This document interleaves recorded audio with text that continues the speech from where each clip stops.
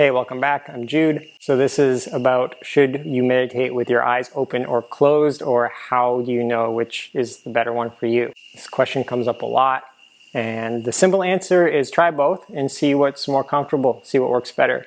But there is a lot more to it. So I originally started meditation practice in the Tibetan Buddhist tradition, and in that particular tradition, in the Nyingma school, all practices are done eyes open, or like half open lower gaze, like soft lower gaze like this. And I thought, or at least I was taught, that was the right way to meditate, or at least the best way to meditate.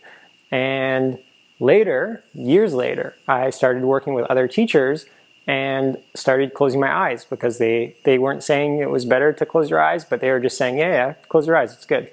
And I did. And I actually found it was super helpful in a lot of ways. And over time, encountering different people talking on the subject, talking with different people I work with, and then doing my own practice, I found some ways of figuring out which one is better for you. So the first thing is that eyes closed is usually more stabilizing. So there's less sensory input, and you can usually attune to what's happening internally more clearly. So if you're doing somatic practices where you are like body scans, or just paying attention to your breath, or just paying attention to sensations in the body, it may be better to have your eyes closed. And to me, this is true. This is really the backbone of my practice, is body awareness, body sensations. And having my eyes closed has been really great, really helpful. Helps me get more clear on the sensations, get more into my practice.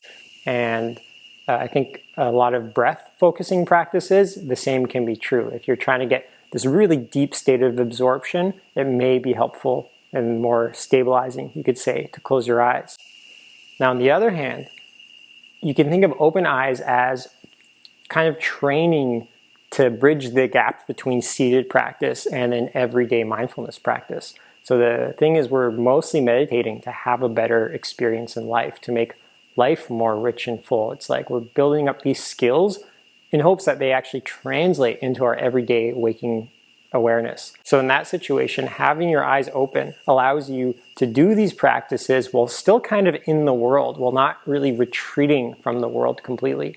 So it may make sense to get really stable in your practice with your eyes closed until you feel like you get it, you kind of know what you're doing. There's some improvements in your concentration, clarity, equanimity. And then once you notice those improvements, you can start doing the practices with your eyes open a bit and see how that affects it. And another stage you could do is start doing walking meditations. So let's say you're able to really attune to a certain centeredness or breath or way of being, get a certain amount of focus in a seated practice. Try carrying that into walking meditation, and then you can start to carry it into other activities. So you can think of eyes open meditation as a bit more challenging, and a good way to start translating the skills you're building on the cushion into your everyday life. Now, that being said, that's not always the case. Some people feel a lot more stable and grounded with their eyes open, especially people who have suffered from trauma, people who have big emotional experiences that are a bit scary.